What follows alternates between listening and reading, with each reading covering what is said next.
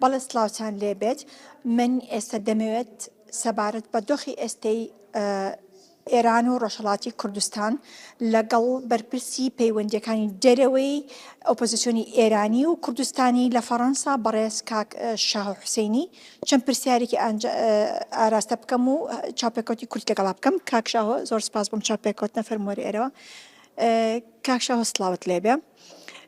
بەڕێستان ئاگاداری دۆخەکەن و ئێستا دەبینین هێرشەکانی ئەمریکا و ئیسرائیل بۆ بنکە سەربازیەکان لە ڕۆژهەڵاتی کوردستانی زیادی کردووە. یەکەم پرسیان باوە دەست پێ بکەین، ئێوە چاوەڕوانی دەکەن ئەم شەڕە چەنێ بخایەنێت؟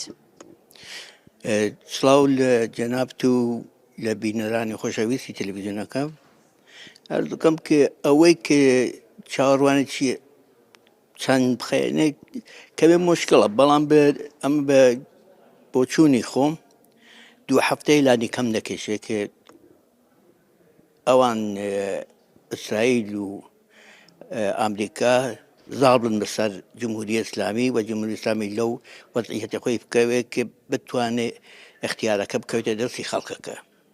ئەوەی دەیبینین ئاوا دەڕوا تایبەت ئیستا کە دوو وڵاتی گەورەیش خەریکن واردی شەڕەکە دەبن، هەم ئەڵمانە هەم فەڕەنسەیە.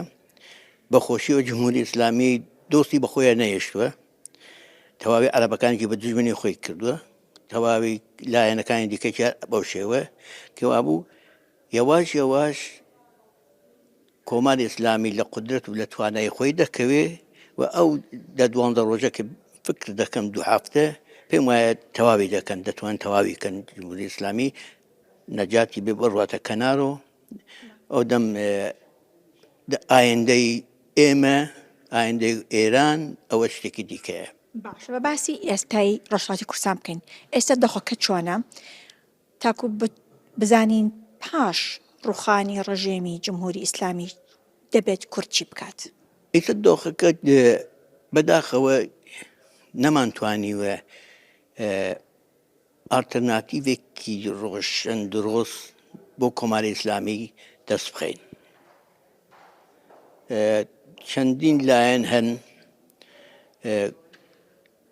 ئەوان پێیان خۆش نییە لایەنەکانی دیکە بتەوێت نەتەوەکانی ژێردەستی ئێران نەتەوەیەکان کە باڵێ دەسەڵاتیان هەبێ هەردەیانەوێ وەکو زمانی شاو زمانی خودی جمهوری ئیسلامی بمێنێتەوە و ئەوەی شتێکەوە بەخۆشیەوە نەتەوەکان ئیسەی یەکدەست بوونەتەوە لەو بارەوە.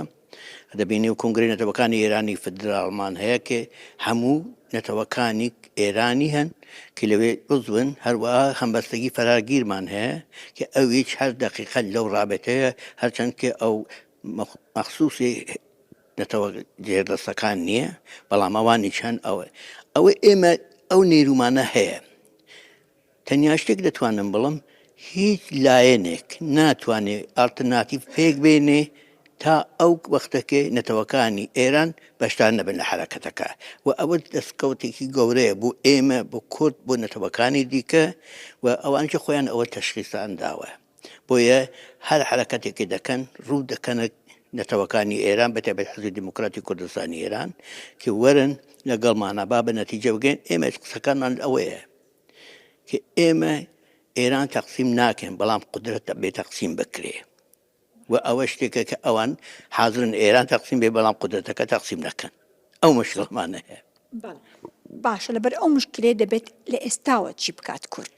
لە ئێستاوە ئەوەیە کە ئێمە بەخۆشیوە 5 لایەنی کوردی یەکیان گرتوێتەوە، هاوپەیمانیان پێکێناوە و ئەوە وای لێ کرد کە دوو لایەن دژمنایەتی کورد زیاتر بکەن. یەکێک جمهوری ئیسلامیە کە زۆر هەڕەشە دەکا و ئەوی دیکە ئەو پەسماندەی ڕژیمی شاهنشاهیە کوڕەکەی شا بڵێن کە هەر لە ئیسەوە هەڕەشە دەکا کە ئەگەر چوومەتەوە ئێران ئەمن کورد لە کوردستان وە دەردەنم.